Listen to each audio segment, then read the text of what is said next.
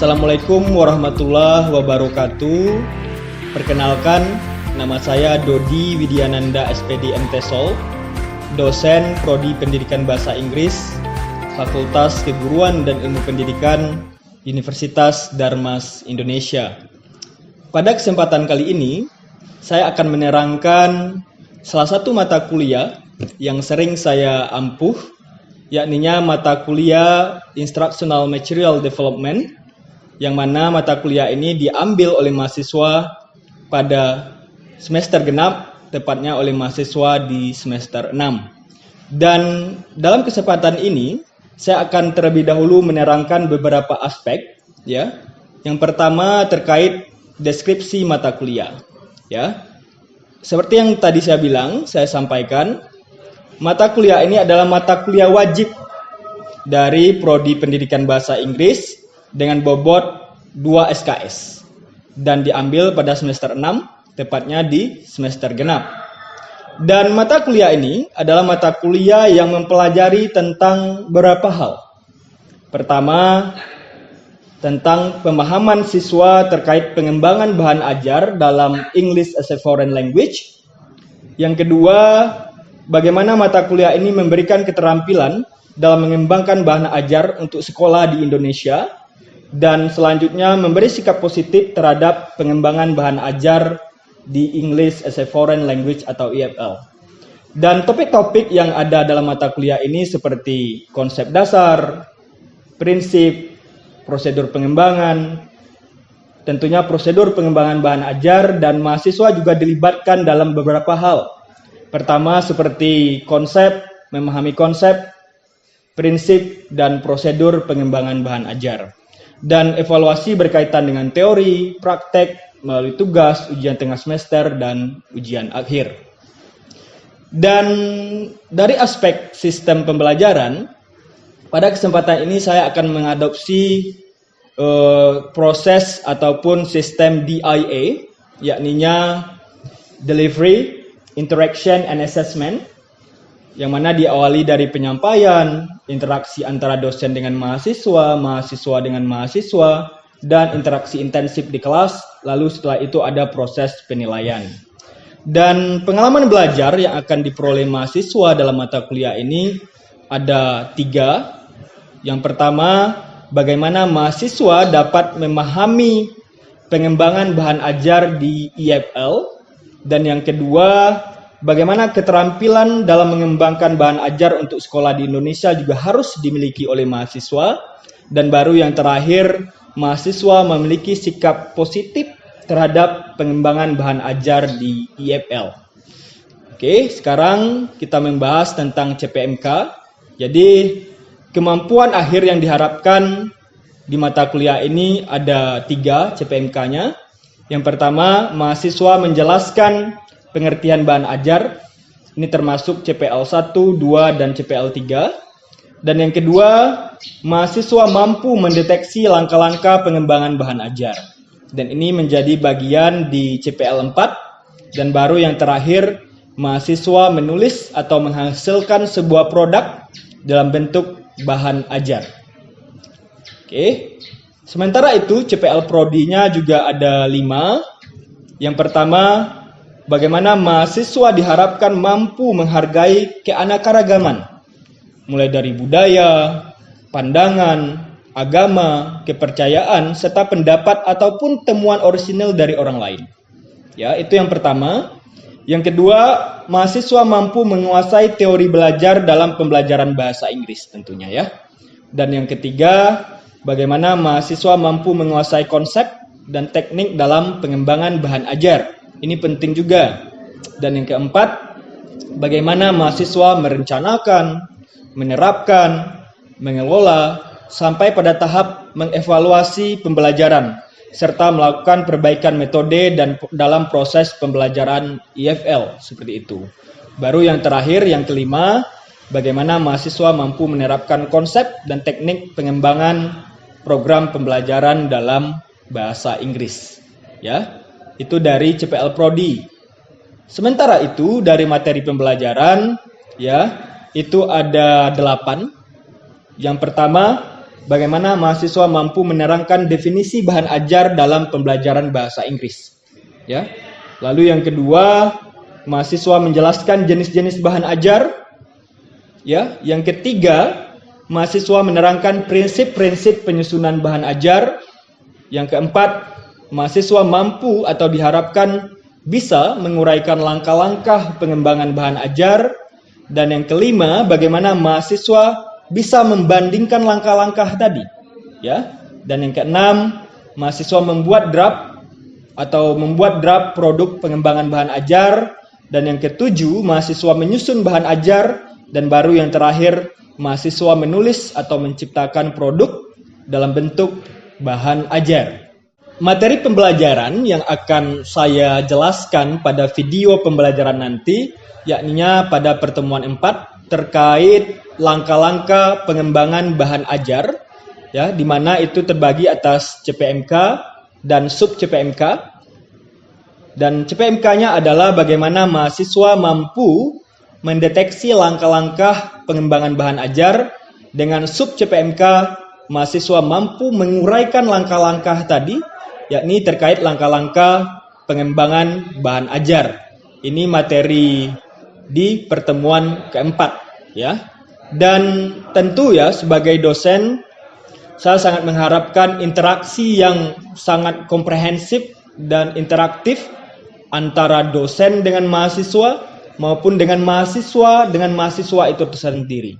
Karena ini penting, interaksi dalam pembelajaran menjadi suatu kewajiban dan menjadi keharusan yang sangat dibutuhkan pada proses pembelajaran di abad ini.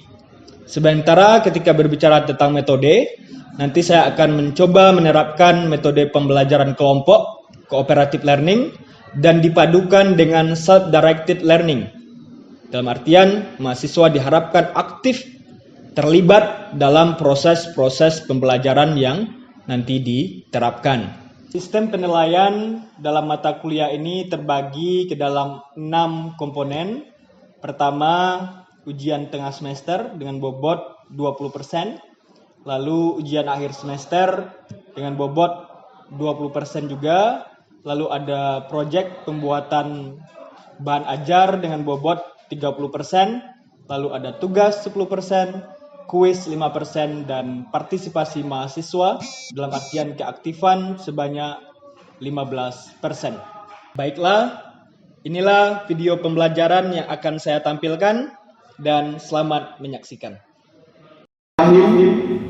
Assalamualaikum warahmatullahi wabarakatuh.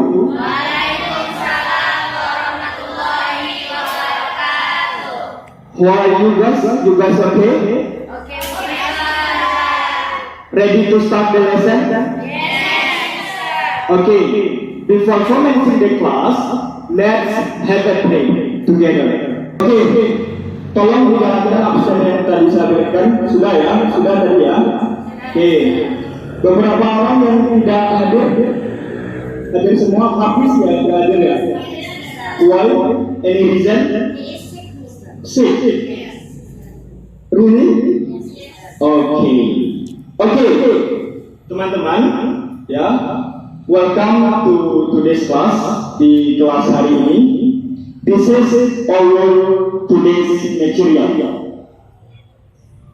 Instructional material development, ya, with the topic of the development of teaching or designing teaching material. About last week material, materi minggu lalu. Anyone remembers? Please raise your hand. Ada yang masih ingat? Melit? Last week we learned about definition of teaching materials. Definition of teaching material. Any else? Okay. Kind of teaching material. Anyone? Any idea? Like, let me give you one example. Like, good. Any else? PowerPoint. Yeah? No? Any idea? PowerPoint. Proof. Kind of media. Good point, Ima. Any? Lesson plan belongs to teaching materials, termasuk nggak? Yes. So, our today's topic is the step of designing, developing teaching materials. Ya, jadi penting kita ketahui kaitan antara materi minggu lalu dengan materi hari ini. Karena itu sebagai jembatan untuk memahami materi hari ini. Paham ya? Oke. Sekarang saya coba perlihatkan kepada teman-teman sebuah slide. The picture, guys. What is it? Any idea? Yes, yeah, fine. The first picture is material and the second picture is house. It's a house. What does it mean? Okay, the first one is like we call scaffolding, foundation. We call it in Indonesia fondasi, right? And the next one is house, rumah yang sudah jadi. Jadi teman-teman, in order to create good teaching material, it is same like when we build a house. Sama dengan membangun sebuah rumah. No questions, Imam? Got it? Clear ya? Okay, let me show you the next slide. Jadi kalau strategi kita hari ini memang sebagai seorang dosen di sini memang meminta teman-teman menjadi seorang self-directed learners. Ada yang tahu apa itu self-directed learners? Pembelajar yang aktif, ya. Because active participation is a must. Ya, harus aktif. Jadi memang nanti pertama kita diskusi, setelah itu nanti ada cooperative learning. Ya, bagaimana nanti teman-teman bekerja dalam kelompok, lalu mempresentasikan apa yang teman-teman dapatkan dalam kelompok. Oke ya. Sementara untuk asesmen penilaiannya untuk materi hari ini ada dua. Pertama nanti ada penilaian individu. Nanti setelah selesai materi, teman-teman akan mengerjakan tugas di Google Form yang nanti saya kirim linknya. Yang kedua ada tugas kelompok. Tugas kelompok di mana teman-teman nanti melakukan observasi langsung ke sekolah. Karena biar bagaimanapun di kurikulum terbaru kita dituntut untuk menerapkan yang namanya project based learning juga, terutama di kurikulum Merdeka ini. Jadi teman-teman nanti ada observasi di sekolah untuk mendesain sebagai tugas akhir dari mata kuliah ini, mendesain bahan ajar. Does it make sense? Bisa dimengerti? Oke, kalau bisa dimengerti saya bisa perlihatkan slide-nya dulu. Oke, let me show you first. Sekarang kita masuk ke inti pembelajaran kita hari ini. Tapi sebelum itu teman-teman, saya memang berharap karena teman-teman sudah semester 6 ya, berarti perjalanan sudah lebih dari separuh jalan. Semester 6, jadi teman-teman harus fokus, punya motivasi kuat dalam mengikuti setiap proses yang ada. Jangan sampai patah semangat, ya. Jangan sampai berhenti di tengah jalan karena langkah teman-teman sudah semakin dekat untuk mencapai apa yang telah teman-teman. So guys, we have 4 steps in designing teaching materials in English language. Kita punya 4 tahap. Yang pertama, tahap design. Galuh. How do you know about design? Teaching style, right? Merancang di Indonesia ya. Jadi tahap pertama sama kayak rumah tadi, kita rancang dulu. Baru setelah itu tahap kedua ada yang namanya development. Setelah dirancang, baru kita kembangkan. Itu langkahnya, nggak boleh kembangkan dulu baru dirancang. Ya, nanti malpraktik jadinya. Ya, nanti kita bahas secara detail langkah-langkahnya. Baru yang ketiga, setelah dikembangkan ada yang namanya evaluasi. Ini penting teman-teman. Sebagai mahasiswa, jangan sampai teman-teman itu take it for granted saja. Kalau sudah selesai, nggak ada evaluasi, nggak boleh. Begitu juga dalam mendesain materi untuk siswa. Setelah dirancang, dikembangkan, lalu ada evaluasi. Baru terakhir, kalau memang tidak sesuai, maka kita adakan yang namanya revisi. Jadi ada beberapa tahap dalam pengembangan Sylvie. Oke, Liza yang pertama. Oke, Reni, the second one. Development. Devi, the third one. Evaluation. And Alia, the last one. Revision. Jadi ada sampai di sini. Do you guys have any questions? Clear ya? Oke, kalau clear, kita masuk ke slide berikutnya.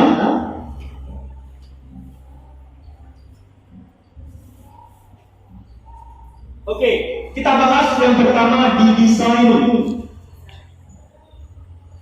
Jadi, what should we do in design? This is the question, guys. Apa sih yang kita rancang? Tidak sekedar merancang, right? Apa pertimbangannya, kriteria dalam merancang? Contohnya merancang lesson plan, atau merancang handout atau modul. Apa sih yang kita rancang? Ya, good point, good job.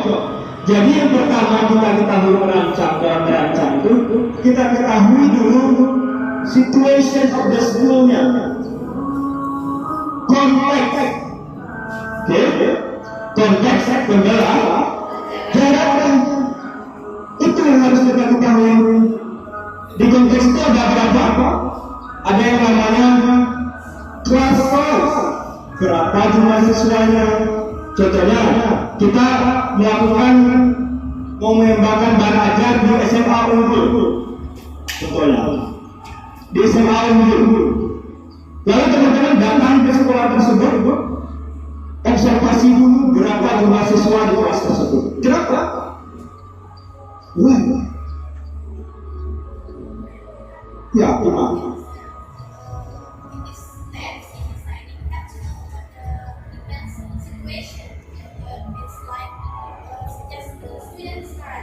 Yeah. School situation and any others. Yeah, like say like class. Ya, good point. Penting. Karena gini, kalau kita nggak tahu konteks sekolahnya, bisa jadi bahan ajar yang kita kembangkan tidak sesuai. Karena pertimbangan pertama dalam mengembangkan bahan ajar adalah students needs and condition. Kondisi siswa dan kebutuhannya. Ada apa teman-teman?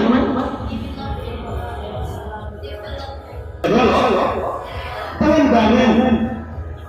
Ngapain aja kita di pengembangan ini?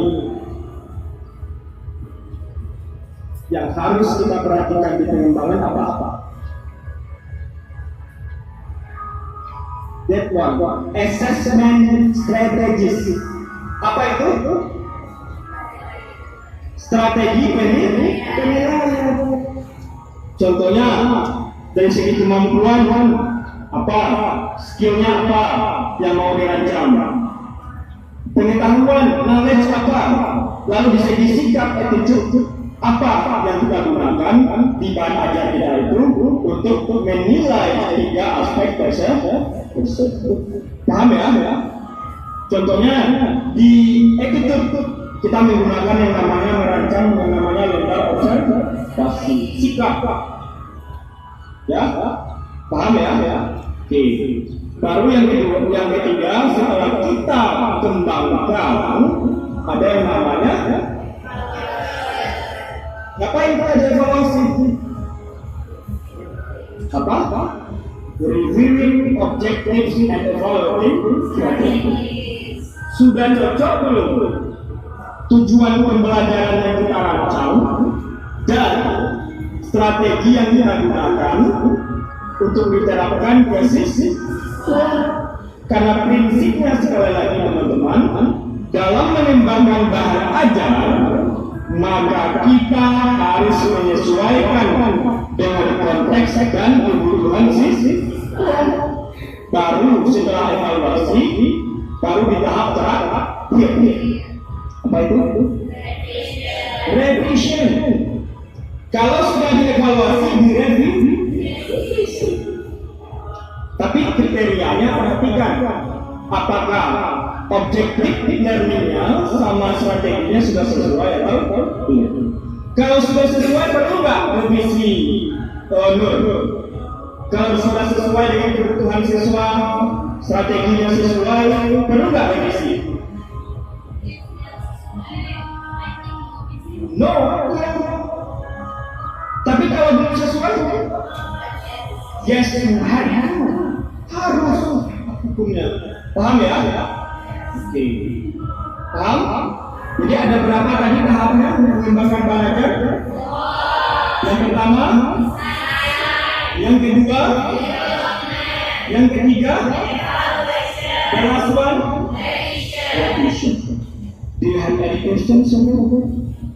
Ada nggak pertanyaan sejauh ini? Cuman,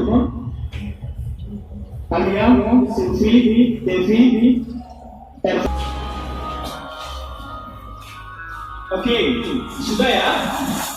Oke, sekarang you guys ya diskusi dalam kelompoknya terkait sebutkan satu bahan ajar yang akan teman-teman rancang dalam mengajarkan bahasa Inggris dan berikan alasannya kenapa bahan ajar itu cocok di kelas yang akan teman-teman menerapkan bahan ajar tersebut.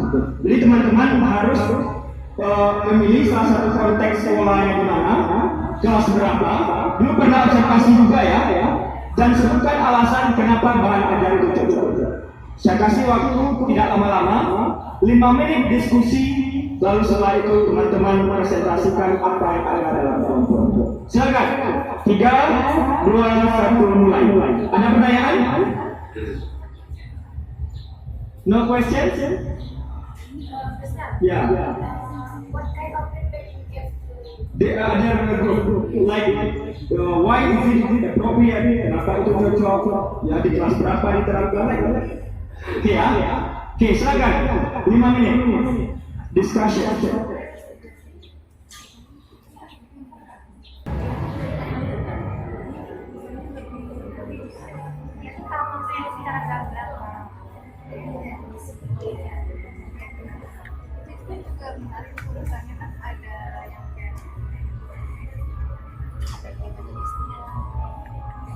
Disabdi Imam. Oke, kami Imam tampil untuk memberikan feedback setelah selesai. Silakan. Okay,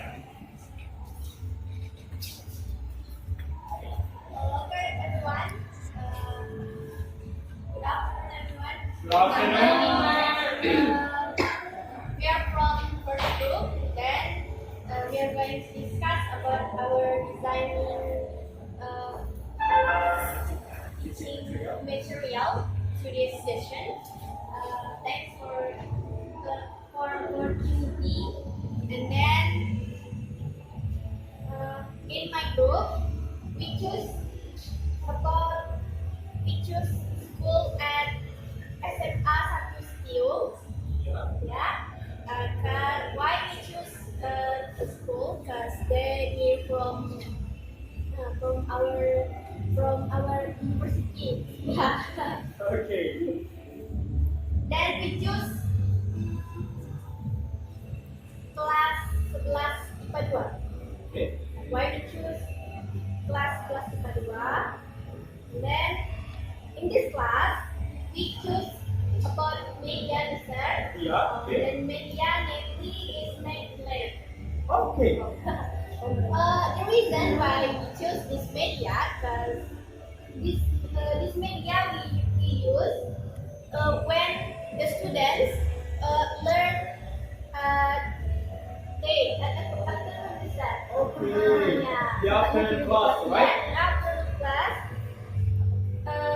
So this media can make students interesting Okay. and not like students not look like sleepy in class. We choose the media like a game. Okay, enough? Okay, give a applause. Well done. Any feedback or questions from this group? What is the name of? Well, okay, what's the name of it? What's the name? Crestwalk has. Yes. Okay? Yes. Okay, I think that's enough. Give applause again. Well done, guys. Well done. Good job. Okay. So, I'm sure you don't understand the big, fundamental aspect in designing teaching material is you have to adjust to the context of the school and students' needs. Sesuaikan dengan kebutuhan siswa, konteks sekolah, so you will get it. Yeah? You will nail it. So you will create a very appropriate materials to your students. Got it now? Yes. Okay, good job guys. Give applause for you. Okay, the last one. Closing. Yeah. So we have 4 steps in designing teaching materials in English language teaching. Got it? Yes. Got it? Okay, so this is the conclusion as well for today's class. Ini kesimpulan juga untuk materi hari ini. Jadi ada 4 tahap langkah dalam mengembangkan bahan ajar dalam bahasa Inggris. Yang pertama designing, kedua apa? Development, pengembangan. Yang ketiga apa? Evaluation, and the last one? Revision.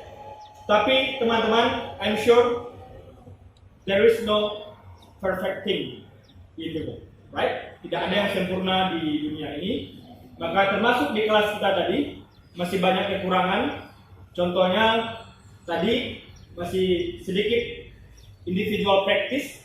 Maka kekurangan-kekurangan seperti ini akan kita identifikasi lagi untuk perbaikan di pertemuan-pertemuan berikutnya. Paham ya? Oke. Selanjutnya kita berbicara tentang tugas. Wah, ini yang paling ditunggu ya. Yang paling ditunggu atau yang paling ditolak? Oke, jadi ada 2 tugas untuk pertemuan hari ini, teman-teman. Ini masuk penilaian. Yang pertama tugasnya teman-teman, ini tugas individu. Teman-teman bisa cek di sini ada link Google Form, ya, this one, ya, link Google Form. Dan nanti di situ ada review, teman-teman, ada review terkait langkah-langkah yang telah kita pelajari tadi. Di situ ada 10 soal. Nanti teman-teman kerjakan, ya, di sana secara individu. Dan itu juga untuk memastikan pemahaman teman-teman terkait materi hari ini. Itu tugas pertama. Yang kedua ada tugas grup atau kelompok. Kelompoknya masih sama dengan yang tadi. Seperti yang di awal saya bilang, di kurikulum terbaru, di kurikulum Merdeka, di situ ada juga yang namanya penekanan terhadap project based learning. Jadi saya memang meminta teman-teman, ya, untuk minggu depan teman-teman sebelum masuk ke kelas, teman-teman mendapat tugas observasi dalam grup untuk mengidentifikasi konteks of the school, students need, and the draft of your teaching material. Draft dari bahan ajarnya, karena di final project di mata kuliah ini adalah teman-teman mempunyai bahan ajar yang benar-benar sesuai dengan kebutuhan siswa. Okay, enough? No questions? No more questions? Okay, I think that's all for today's class. You guys are awesome. Tepuk tangan untuk teman-teman semua. Good, very good job. Dan saya akhiri dengan mengucapkan wabillahi taufiq wal hidayah. Assalamualaikum warahmatullahi wabarakatuh.